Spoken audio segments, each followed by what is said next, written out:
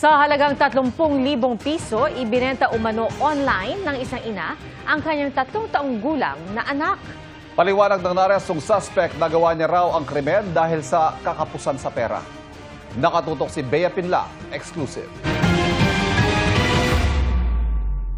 Hinuli ng mga tauhan ng PNP Women and Children Protection Center ang 27 anyos na nanay na ibinenta umano online ang 3 taong gulang niyang anak sa halagang 30,000 pesos.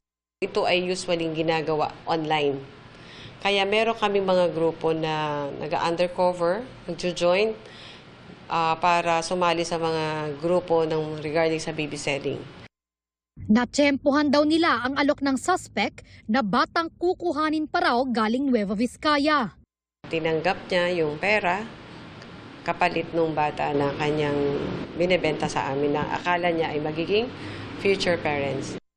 Sinagip ang anak ng suspect na kalaunay inilipat ng PNP WCPC sa pangangalaga ng shelter ng DSWD.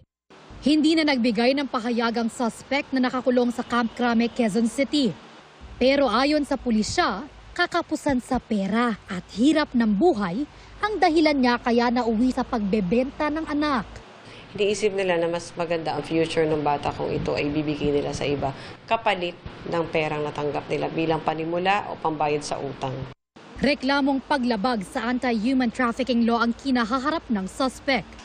Para sa GMA Integrated News, Bea Pinla, nakatutok 24 oras. Abiso po sa mga daraan sa NLEX northbound. Asahan ulit ang pagbigat ng trapiko bukas dahil sa pagkukumpuni sa nasirang bahagi ng interchange bridge sa Marilao, Bulacan. Nakatutok si Dano Tingkungko. Usad pagong sa NLEX northbound itong mga nakaraang araw dahil sa nasirang tulay sa Marilao. Pero ngayong araw, banayad ang trapiko. Nauna nang nakiusap ang pamunuan ng NLEX sa mga motorista na gumamit muna ng alternatibong ruta habang patuloy ang pagsasaayos sa bahagi ng tulay. Ngayon, muling nagbabala ang NLEX sa posibilidad ng pagbigat ng trapiko roon simula bukas. Dahil isasara ang ilang bahagi ng Marilao Interchange Bridge northbound simula 1:00 ng hapon bukas, March 24, hanggang 11:00 ng gabi sa Biyernes, March 28 para bigyan daan ng pagkumpleto ng pagsasaayos sa tulay. Mananatiling bukas ang 2 lane. Ito ang pinakakaliwa at pinakakanang lane sa NLEX northbound. Handa ring magbukas ng zipper lane sa NLEX southbound kung kakailanganin. Ayon sa NLEX, patuloy pa rin ginagawa ang 3 horizontal metal bar na ipapalit sa nayupi ng truck kamakailan. Nakatakda raw na bukas ng gabi ito sisimulang ikabit pero kung matapos daw ng mas maaga, posibleng mapaaga ang pagkukumpuni. Kailangan pong mag-close additional lanes para nga po doon sa pag-lift nung horizontal metal bar na i-replace po doon sa kinat na nasira po. So with that, we will be left with 2 lanes, yung innermost lane at saka yung rightmost lane. Para sa GMA Integrated News, Dano Tingkungko, nakatutok 24 oras. Ilang paaralan at LGU ang nag-anunsyo ng walang pasok bukas, bunsod ng 3 araw na tigil pasada ng grupong Manibela. Hindi naman lalahok ang ilang tsuper, pati ang grupong Pasang Mazda. Nakatutok si Jamie Santos. Bukas na ang umpisa ng 3 araw na tigil pasada ng Manibela para iprotesta ang anilay mga issue sa PUV modernization at consolidation. Pero ang grupong Pasang Mazda nagsabi ng hindi raw lalahok. Perwisyo lang daw sa publiko ang tigil pasada. Papasada pa rin daw bukas ang mga tsuper sa biyaheng Project 6 Calao at mga jeepney driver sa Quezon Memorial Circle.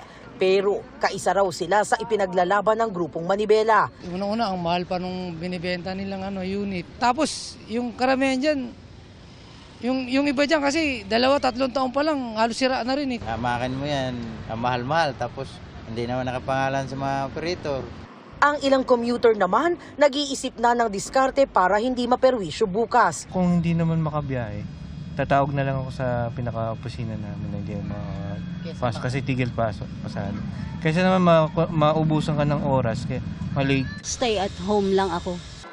May ilang campus nang nag-anunsyo ng suspension ng face-to-face classes bukas. Ang ilan sa kanila, mag-o-online classes. Ang ilang LGU tulad ng Quezon City, tuloy-tuloy lang daw ang libreng hatid ng kanilang bus sa 8 ruta sa lungsod. Ayon kay Transportation Secretary Vince Dizon, maglalaan ang gobyerno ng karagdagang bus sa EDSA busway.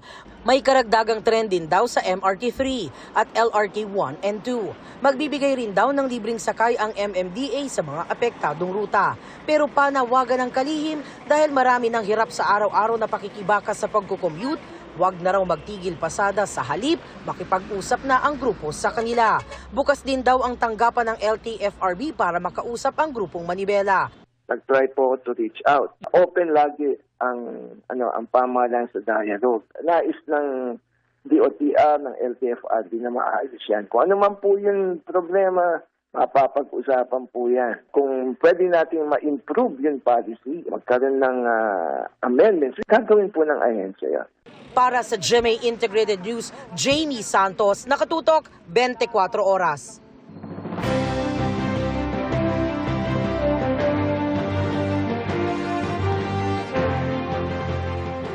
Ilang campaign rally ng senatorial slate ng administrasyon ang hindi sinipot o hindi sinipot ni Senadora Amy Marcos.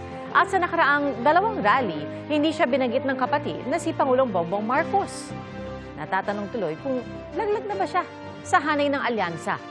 Ang sagot ng senadora sa pagtutok ni Jonathan Andal. Sa campaign rally ng Alyansa para sa Bagong Pilipinas sa Cavite noong isang araw at sa Laguna kahapon, parehong wala sina Senadora Amy Marcos at Congresswoman Camille Villar. Sa parehong pagkakataon, binanggit ni Pangulong Bongbong Marcos sa kanyang speech si Villar, pero hindi ang kapatid na si Senadora Amy. 12 ang kandidato sa slate ng Alyansa, pero kagabi, at huwag natin gawing alyansa lamang nitong 11 na tao, 11 na kandidato na tumatakbo bilang senador na kasama sa alyansa. sinusubukan naming kunan ng pahayagang grupo kaugnay ng sinabi ng Pangulo. Bago nito, mariing tinuligsa ni na Amy at Villar ang pag-aresto noong March 11 kay dating Pangulong Rodrigo Duterte at pagsuko sa kanya ng Marcos administration sa ICC. Kapwa wala ang dalawa sa mga campaign rally ng alyansa mula noon, kabilang ang sa Tacloban noong March 14. Nagsabi noon si Senadora Amy na hindi siya makakadalo sa naturang pagtitipon dahil hindi raw niya matanggap ang ginawa sa dating Pangulo. Ang senadora na presidential sister, kilalang kaalyado rin ni Vice President Sara Duterte. Tinanong ng media ang campaign manager ng alyansa na si Congressman Toby Tiangco kaugnay ng hindi pagsama ng dalawa sa mga rally. Are there any plans to drop Senator Amy from the lineup ng alyansa? At saka yung isa pa po kasi there are also speculations na baka si Congressman Camille Villar will also be dropped from the slate. I think like for Amy, siguro siya dapat ang makasagot nung tanong na yon, hindi po kami. So wala pong pinag-uusapan po so far yung alyansa, pati yung nationalista regarding dun sa future nila sa slate? Wala. Sabi ni Senadora Amy, hindi pa sila nagkakausap ng Pangulo at ni Tiangco. Hindi ko alam, hindi ko pa tinatanong. You have not withdrawn from Alyansa? No action taken. Mulat sa poll, sinabi ko naman na independent ako. Kasi parang may kutob ako na may masamang mangyayari at ayoko mahila sa away-away. Kinakabahan ako na magkakaumpugan talaga yung dalawang panig.